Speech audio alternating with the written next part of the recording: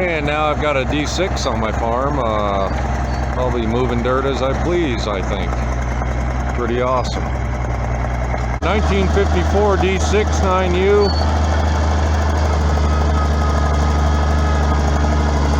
We angled the blade to move the machine, and now it's still angled. I'm going to straighten it. It's going to do a lot better clearing with it straight.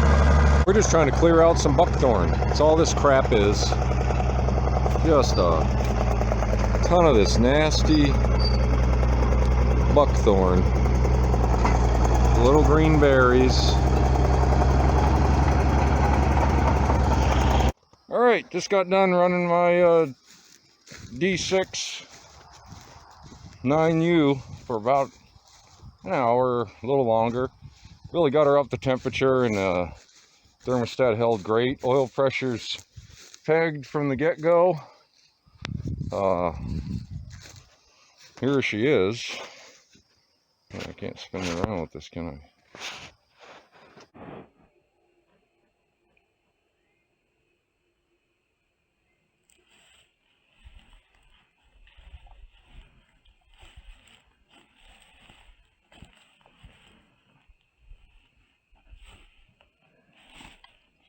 Well, it's already been converted to an electric start.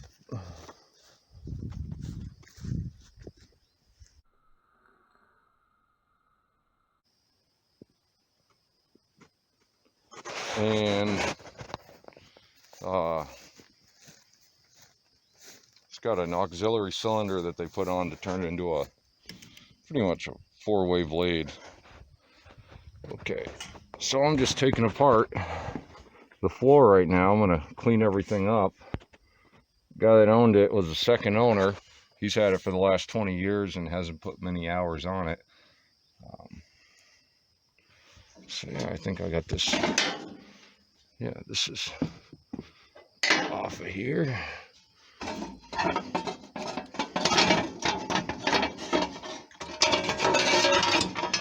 All right.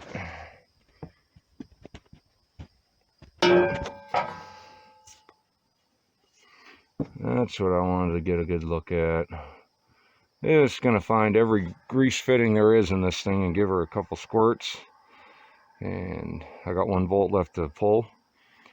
Okay, I'm going to clean and grease and check back. Alright, I'm just working on doing a couple of pins for my D6 9U here. So where we come together from the blade to the carriage assembly, I guess, there are nothing but bolts in there. Hopefully this stays, yeah. So that's all it was. Now unfortunately on the other side, which I'm working on right now, it was so wallowed out that continuing to use the bolt was just plain reckless. So, and this pin is actually pretty worn. You can see the large gap there. It's probably 3/16 at least. Same thing back here, large gap, and a little bit of malformation, quite a bit actually.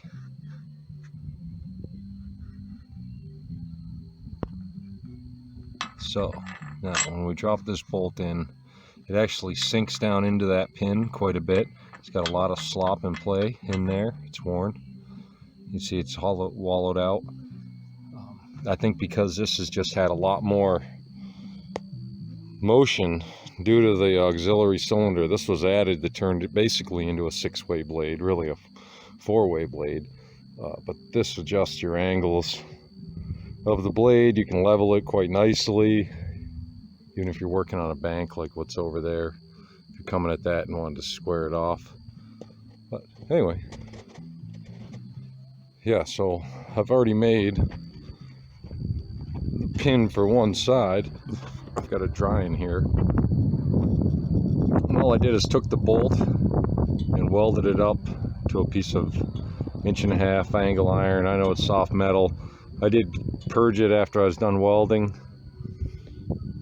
or try to temper it a little bit here. But no, this is my little setup here.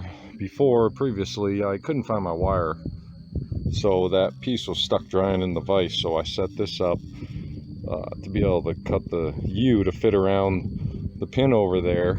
You can see where that is on this one, and what it does is just makes a sleeve of flat contact against the pin here, against the pinhole here, so it'll be a nice flat mate right there. It should minimize the wear and the rest of the pinning system and come out pretty nice. So, and I've got cat yellow that's already on there, so I'm happy to do that. Hopefully this thing will get a paint job this winter, I think. Okay, so here's our plate. See how it fits.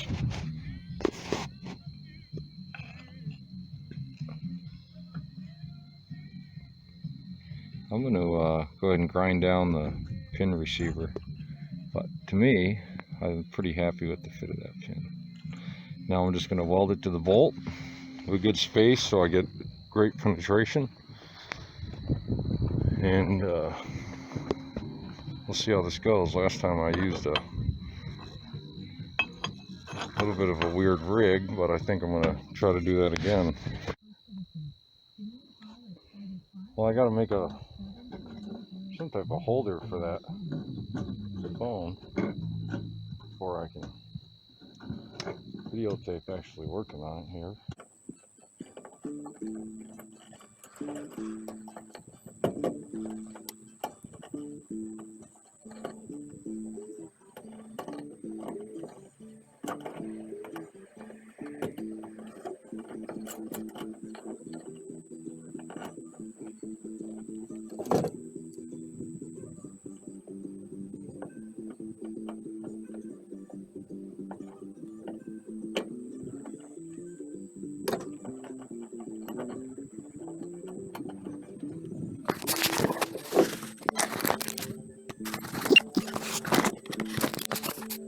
Not bad, not bad.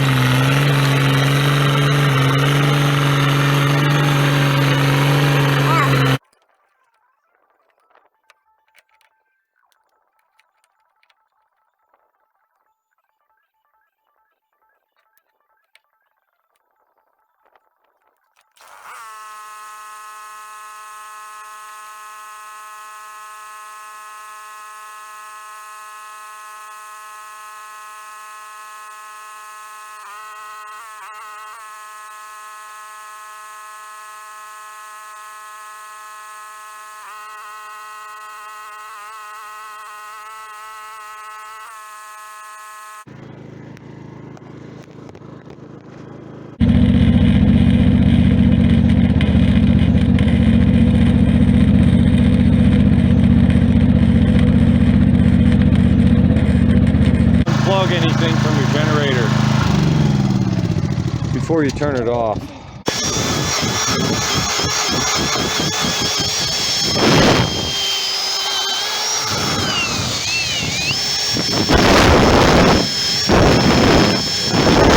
Tack weld really gobbed up. I could run the welder on D, the highest setting.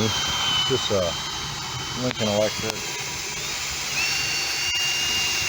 Pro MIG 135, no gas, flux core.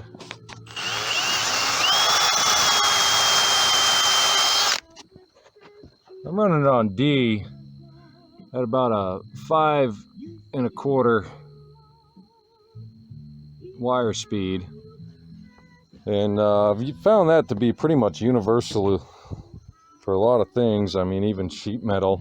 So I made up this right here. It's just a cup holder and sort of lunch holder for the side there, where you can put some, whatever you want. Yeah, they look boogery. They were melting through, but I find I get good enough penetration to hold, and then I don't even clean them up. I'm just lazy about it. But the insides, I can get in there. Yeah, like that. And you can see the side. All I did is weld the seam, and then I rasped used a rasp on it to clean it up before I primed it. Now I actually want to put that into cat paint. Since I've got the cat paint here, I know where I want to mount it, which is basically right where it was sitting. And I really wanted to get it on the other side so that way you were never caught at taking a drink when you needed to control your clutch, which is here. Both of these are winch controls. This is your gear clutch right here. So backwards to engage your drivetrain, forward to change your gears, or your forward or reverse, which is that smaller, shorter lever right there. Here you can see the auxiliary tank, and basically it's a log splitter control for that front cylinder. I'm probably gonna redo all that. I'd like to get everything on a single lever control. That tall arm there with the L-shaped swoop at the top, pretty signature. Anybody that's been around these knows it's just a cat control. But over there you do have to run the two levers in your forward and reverse, but over here is your clutch for when you're coming up to the maximum force this machine can exert and you don't want it to stall. You want to really just jerk that clutch forward out of engagement and disengage the drivetrain so you can not stall it and throttle down and back up and take another bite. But yeah, so this is going to get bolted. I'm going to put it up just a little bit because I'm going to redo all this seating area. See, there's nothing there. I've still been running it, what the hell. But I'll get the armrest back in and maybe integrate another cup holder or little storage area or something in there. But this is just something I wanted to do real quick, was throw together something to hold a cold beer. Really is what it is. Yeah.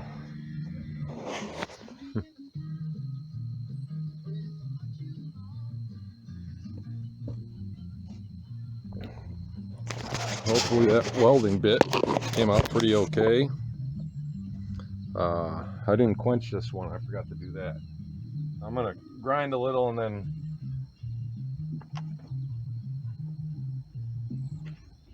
re-weld anyway.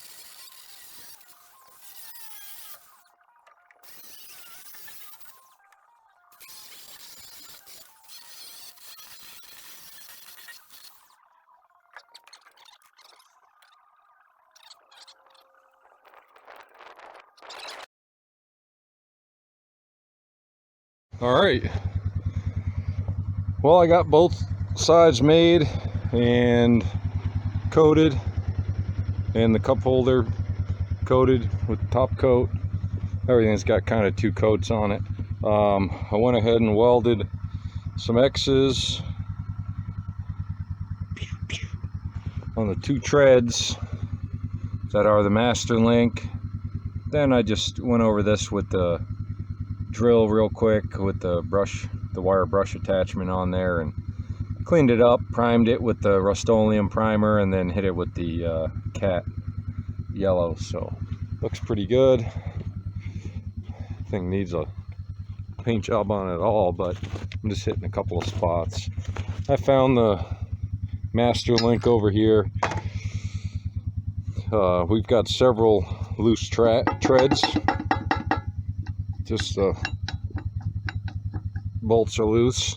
That happens to be one of the master link ones. Both of these chains are new.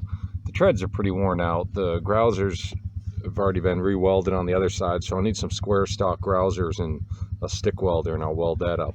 All I have now is that MIG, and then the hydraulic holders are all top coated. And I went ahead and did the corners of the blade where there's some attaching points. This side actually has a clevis and hook.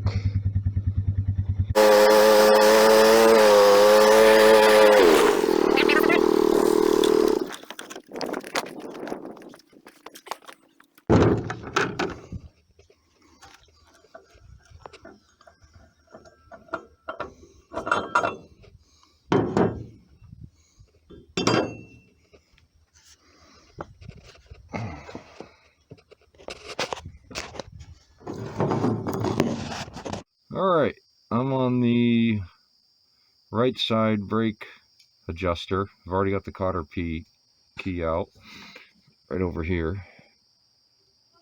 And again, this is the brake adjuster for the right side. So what I'm going to do is go ahead and shorten the rod up a little bit, so that way as I step on the pedal, this lever is moving a bit more to engage the brakes in the drum here. And the other side is not that bad off, but I might go ahead and adjust those just a little bit. Okay. And of course I'm in the field and underprepared, so being forced to just use an adjustable. Yeah, the only pre-work I had to do is remove the return spring, which brings your pedal back up. There's a small retainer right here, a hole in the center, and the spring just gets pulled right in. Yeah, honey, they're really nice.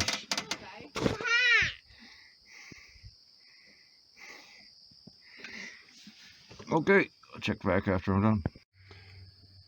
Alright, so I got the mechanism back together. The brakes are adjusted quite a bit. I'm going to make sure that it doesn't drag. But this pedal now no longer bottoms out.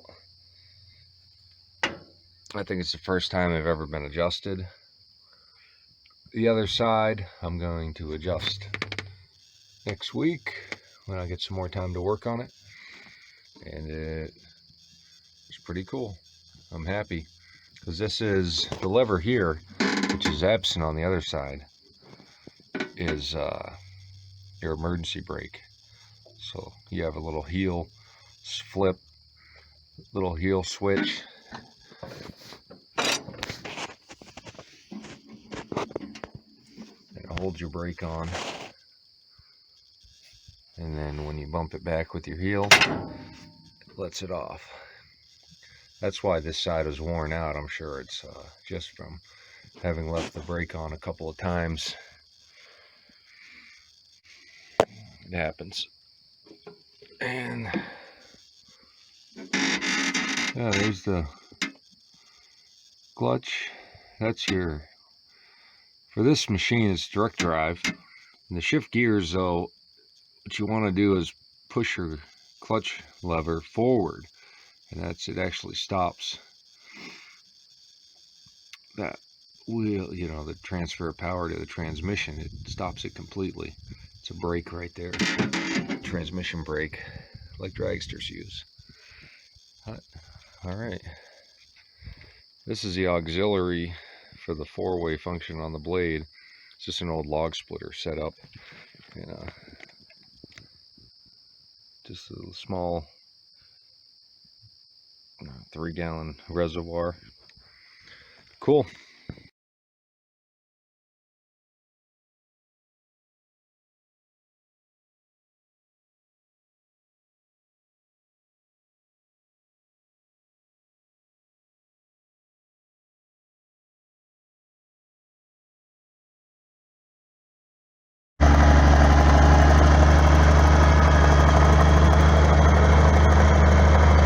This was pretty much just thick. As you can see there, buckthorn, and we're just pushing it all right out of here.